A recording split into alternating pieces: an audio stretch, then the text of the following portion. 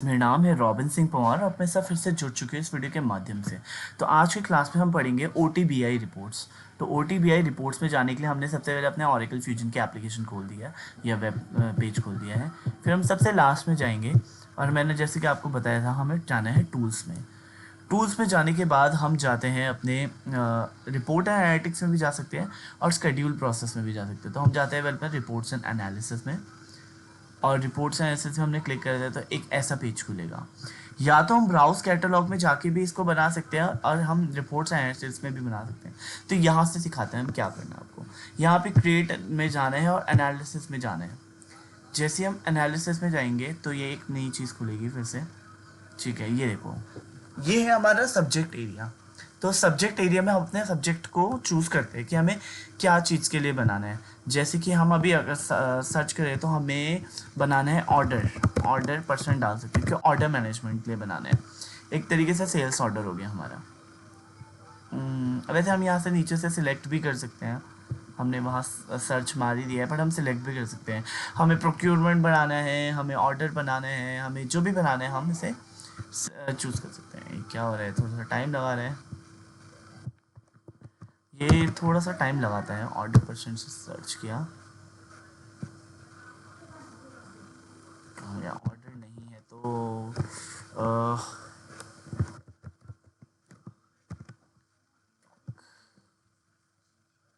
नाम मैं बार बार भूल जाता हूँ। सब्जेक्ट एरिया को आपको गूगल में भी आप सर्च कर सकते हो।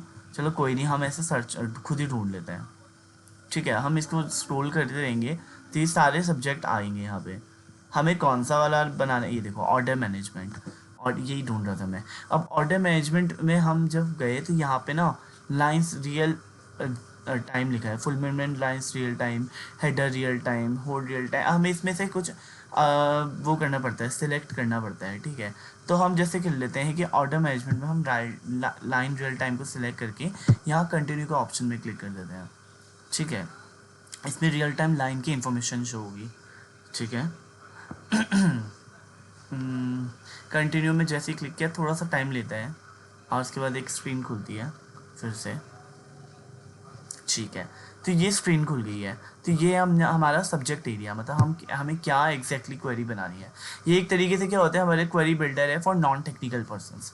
तो हम यहाँ पे ये सारी चीज़ें लिखी हुई हैं, हमें इसमें ना ड्रैग एंड ड्रॉप करना पड़ता है।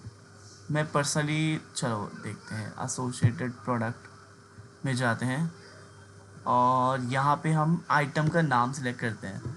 जैसे इसको क्लिक किया और यहाँ पे ऐसे कर दिया। ठीक है, हमें ऑर्डर की लाइन निकालनी है। ऑर्डर सोर्स लाइन ना भी लें हम लोग तो कोई, ये हमारे ऊपर होता है कि हमें क्वेरी में क्या चीज़ें डालनी है। ठीक है, OTBI में वर्क ऑर्डर परचेज ऑर्डर नहीं डालना है, हमें सप्लाई ऑर्डर नंबर डालना है। सप्लाई ऑर्डर मतलब एक तरीके से सेल्स ऑर्डर नंबर। ठीक है, फिर हम गए bill to contact, ship to contact हमें नहीं डालना, हमें बिज़नेस यूनिट डालनी है। ठीक है, तो हम बिज़नेस यूनिट में गए, बिज़नेस यूनिट नेम को डाल दिया।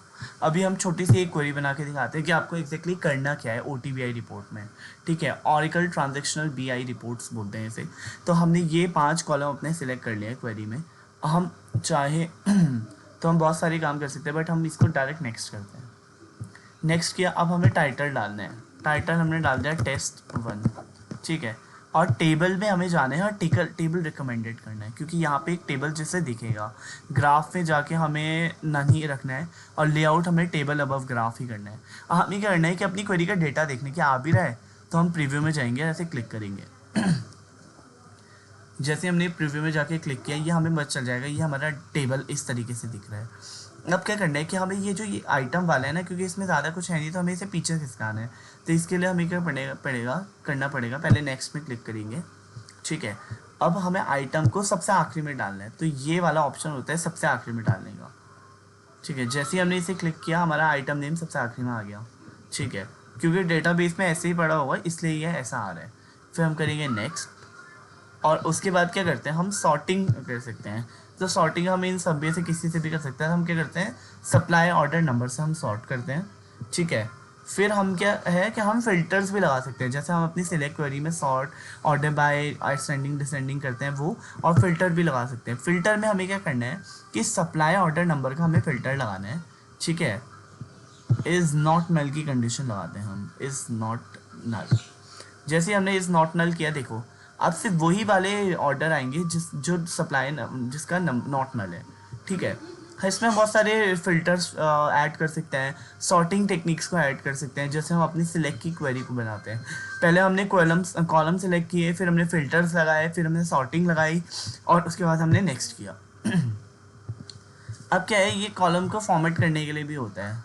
इसमें हम क्लिक करते हैं, फिर भी क्लिक नहीं होगा। अच्छा, ये एलिजिबल नहीं होगा, you insufficient number of measures है। इसमें क्या होता है कि हम लोग अगर कुछ मेजर्स डाल देते हैं तो कलरिंग का ऑप्शन आ जाता है कि भाई 500 से ऊपर वाले को इतने रेड कलर दे दो, 500 से 600 के बीच में येलो, और 600 से अबव वाले को ग्रीन कलर दे दो।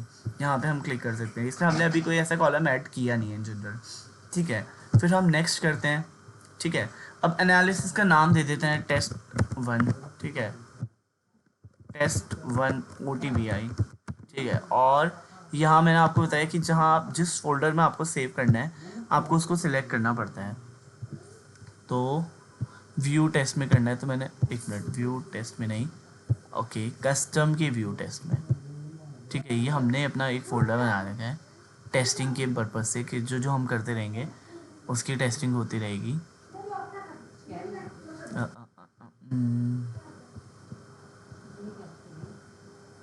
ठीक है। तो यहाँ पे जो हमारा कहाँ गया व्यू टेस्ट, देखो ये किया और देन सबमिट कर दिया। जैसे ही हमने यहाँ से सबमिट किया, देखो ये आ गया कि एनालिसिस इज सेव सक्सेसफुल। ये हमारा एनालिसिस जो है वो सक्सेसफुल सेव्ड हुआ है, वो भी इस फोल्डर में जो हमने ब्राउज कैटलॉग में जाके हम देखेंगे। अभी ये क्या है, ये हमारी सिर्फ एक सिंपल रिपोर्ट बनी है, ठीक है। हमें इसके लिए एक डेटा एजेंट भी बनाना पड़ता है। देखो टेस्ट, देखो टेस्ट 1 देखो, ये देखो, ये जो ये वो है ना, क्या बोलते हैं, आइकन, इससे हमें पता चलता है कि हमारा एक रिपोर्ट बनी है, OTBI की रिपोर्ट बनी है। हम इसमें जाते हैं, मोड में जाते हैं और शेड्यूल में जाते हैं। डेटा एजेंट बनाना पड़ता है हमें इसका, ठीक है। तो हमने जैसे ही इसमें क्लिक किया तो यहाँ पे ये आएगा। यहाँ पे हम अपनी प्रायोरिटी को सेट कर सकते हैं, लो, हाई और मिडिल। स्केड्यूल्स में हम सिलेक्ट कर सकते हैं, जैसा मैंने पहले भी बताया, इसमें फ्रीक्वेंसी में वंस कर दो। आप इसमें आप वंस कर सकते हो, डेली कर सकते हो, वीकली, मंथली आप अपनी रिपोर्ट को चला सकते हो। हमने वंस कर दिया, ठीक है। कंडीशन में गए, कंडीशन में ओहो, एक तो थोड़ा सा टाइम लेता है। हम यहाँ पे टेस्ट कर सकते हैं इसको कि भाई ये ट्रू है या फॉल्स है। देखो ये कंडीशन एवोल्यूशन हो रही है, ठीक है। तो ये देखो यहाँ पे क्या आ गया, कि भाई जो हमारी कंडीशन है वो सही चल रही है, ठीक है। यहाँ पे आप डू नॉट यूज़ कंडीशन भी कर सकते हो। फिर डिलीवरी कंटेंट में जाओगे तो डिलीवरी कंटेंट में आपके पास कंटेंट एनालिसिस हम लोगों ने डाल ही रखा था। अगर हम डिलीवरी एज अटैचमेंट क्लिक करते हैं, उसके बाद ओहो सॉरी, डिलीवरी एड अटैचमेंट में पहले हमें फॉर्मेट चेंज करना होता है। हमने एक्सेस किया, एक्सेल किया, इसमें हमने ट्रू की कंडीशन डाल दी, और इसमें हमने डिलीवरी मैसेज में फॉल्स की कंडीशन डाल दी। कुछ भी लिख सकते हैं, बट ये तो मैं आपको जो समझाने के लिए कर रहा हूँ। रेसिपिएंट्स में गए, रेसिपिएंट्स में क्या होता है कि भाई हम लोगों का ये पहले से बन रखा होता है, तो हम ऑल ना करें, अगर हम स्पेसिफिक ईमेल करके यहाँ क्लिक करें और अपने ईमेल लिखते हैं रचित कुमार, नहीं,